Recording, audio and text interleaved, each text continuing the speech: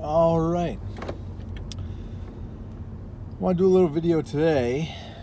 A couple things. I guess I'll do a quick little update on how my week went with my 16-8 fasting every day. That ended on Friday because I wanted to have dinner with Sarah. So I didn't do the full 16 hours, but I did from Sunday to Thursday, so that was a good solid 5 days straight. It did allow me to hit a new low of 176.8, so that was pretty cool, and that was a new low by a pound over last time, which is pretty solid this deep in, I think, so that was pretty cool. Ate quite a bit for dinner, a couple little snacks and maybe a little too much, plus I threw in a nice Diet Coke, something that I'm just not really used to. So I was back up about a poundish, which matched my low from last week, so that's still pretty good. Ended up doing another pretty good fast this morning, Saturday, which was about 17 hours, and I got in some good gym time on the treadmill, which I posted up, and I also took the dog for a nice 45-minute walk or so. So I actually got a lot of fasted activity in, so that was pretty good. So I'm imagining tomorrow's number should be decent. So that little experiment went well. I felt actually much better doing the 16-8 every day than I did doing the 20 plus hours every other day. This was much easier to maintain, and I could certainly do it all the time. Again, I just think with fasting every day like that, you're going to run into a problem where you're not getting in enough calories in the long run. On a day-to-day basis, you're probably fine, but over the long haul, I think you'd be missing some. So that's the end of that one. So I did this one. I'm probably not going to fast at all again until maybe next Saturday. But I'm going to play it by ear and we'll see. I might change up the diet a little bit this week too. That's topic number one. Topic number two I wanted to touch on. I posted a picture the other day of how I've tracked my weight over the last few years. I've done it for a long time actually, but I put up a picture of what I'm tracking it now on my iPad. It goes back to about 2013. I think to like June or July. So almost exactly 6 years. But anyways, if you look at it, it's a roller coaster. I actually started doing that right after my last big powerlifting meet when I was 236. And then I fell down to, I don't know, just under 200 maybe. And then I started climbing back up. And then for the next few years, I bounced back and forth between kind of like a 195 to a 215-ish. Maybe here and there I got a little lower, a little higher. But it was up and down like that whole 6 years. And that, I'm going to say, is probably one of my regrets as far as this sport or whatever you want to call it goes. I spent years trying to be bigger and stronger. That's always been my main goal. And whenever I got so big or so strong, I started feeling not that great, just being heavier and stuff. And being a natural guy, my biggest anabolic was food. So I had to cram in a lot of food, and not always the healthiest stuff, because the not so healthy stuff packs in some major calories. And without fail, if I ate, I got stronger. Plain and simple. People laugh, but one of my big things, just because it was simple to make and easy to eat, was Hamburger Helper. I know it's awful for you, but I got stronger like crazy when that was a good chunk of my diet. I used to make a box with about 2¼ pounds of ground beef, and that would be about 2 meals, maybe 3 if I was tired of eating. But anyways, so as I got bigger, had to eat more, got stronger, didn't feel that great, so then I'd flip the switch and diet down. I have the ability, and I think everybody does if they feel like doing it, to move my weight 40 to 50 pounds in either direction fairly easily. Had someone comment the other day that they wish they had the dedication I did, or do, or whatever. I would challenge that and say that you do have that dedication. I am not the most dedicated person, or I would have stayed up at that 230 pound range and continued to get stronger like I always wanted to. And I'll touch on that a little bit too later. But the whole dedication thing, if you start doing it, it takes about 1 month for you to really kick old habits and turn them into new ones. You'll start seeing progress sooner than 1 month. So in my opinion, what you need to do is focus on those improvements. And that will kind of keep you going for the next week, and then the next week, and then the next week. So if that's getting bigger and stronger, maybe that's your clothes getting a little tighter, maybe that's a little bit more weight on the bar, whatever. You focus on those little victories, and that keeps you going for another week. If your goal is getting smaller, it may be you dropped a pound this week. It may be another notch on your belt, which happened to me several times this time. It might be my pants don't fit and they're falling off and I got to go back to my smaller ones, and now I'm shrinking beneath my smaller ones and I have to go buy new ones.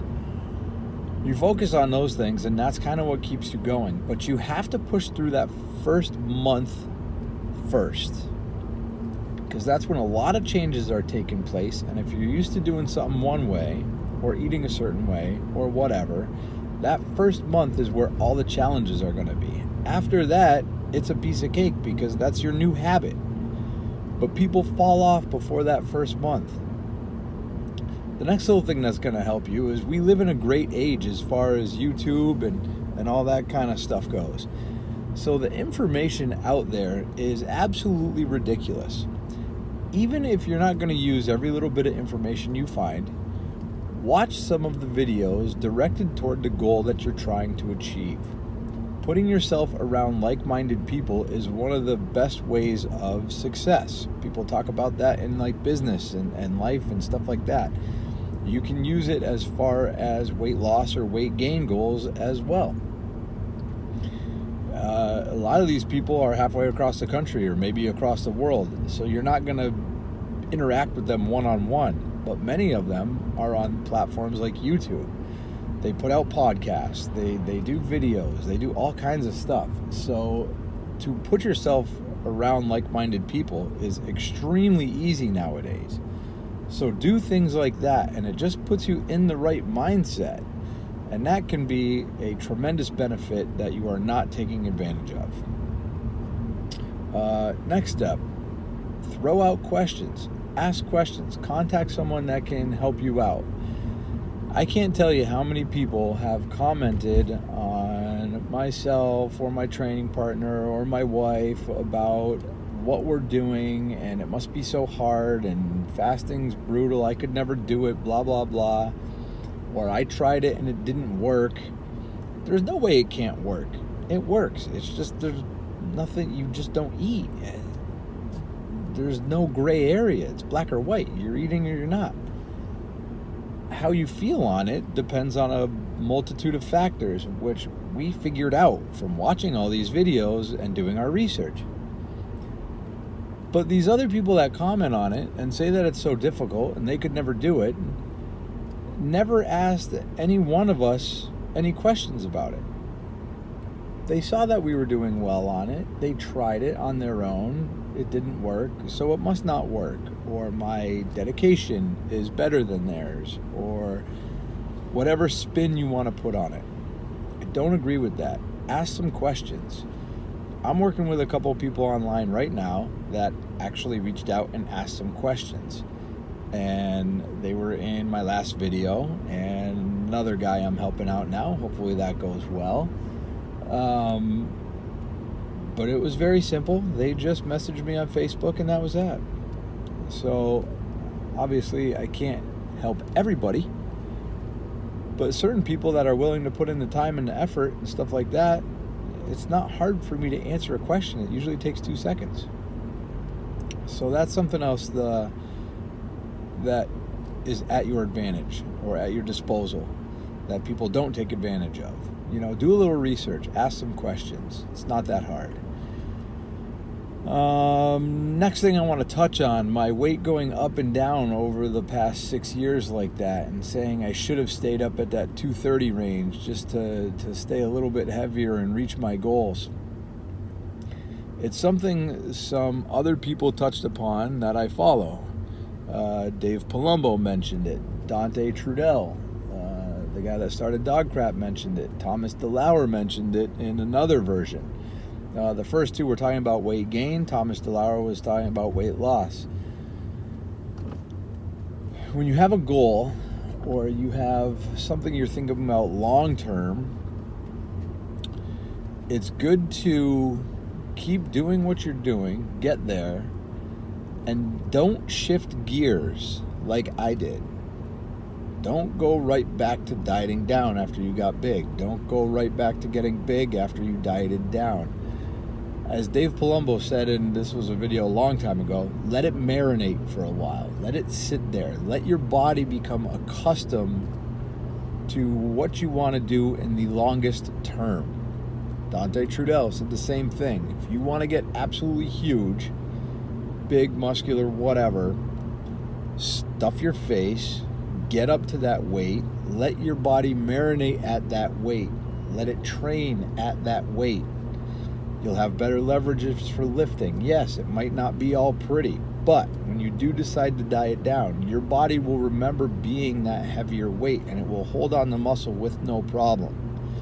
Thomas DeLauer put it another way. He followed a ketogenic diet for close to 2 years. That changed his mitochondria in his cells, or so he thinks. So that now, even when he has carbs, like on cheat meals or whatever, his body now prefers fat for fuel. So it disposes of that glycogen or stores it in the muscle or whatever very rapidly. And he just doesn't tend to hold any weight or get bloated or anything like that when he tends to stray off a ketogenic diet. So it changes the way your body acts if you stay there for a number of months/years. So don't automatically switch. Get to where you're going, hang out there for a little while, and then maybe switch things around a little bit. So that's what I'm going to try and do now. I'm really excited to try and put a little more muscle on and to try and fill out my muscle once again. But I am not as lean as I want to be yet. So I know chasing down that next goal before this one is settled in would be a bad idea and a recipe for disaster. So I'm holding off. I'm not going to do it yet. I need to get down to being as lean as I would like to be. Not only do I need to get there, but I need to hold it there for a little while. Let my body get accustomed to it. Then I can start reintroducing things or bringing calories back up or whatever to try and fill out the muscle. Then if it seems to be going a little too far, getting a little too fluffy, then it will be very easy for me to dial it back down a little bit or reel it in because my body is not that far gone from where it was being leaner, if you follow what I'm saying. So anyways, those are kind of things I wanted to touch on a little bit. I know it's a little funky. If you have any questions or anything on that, throw them in the comments like usual. But otherwise, things are going very, very well. The diet is rocking. Not going to talk about what I'm doing this week because it's a little funky. Last time I tried it, only lasted 2 days, didn't work. So I don't want to talk about it until I do it for a week this time. And maybe more, but if I can push through a week, that'll be cool, and then I'll be able to talk about it a little bit next week and give you the update.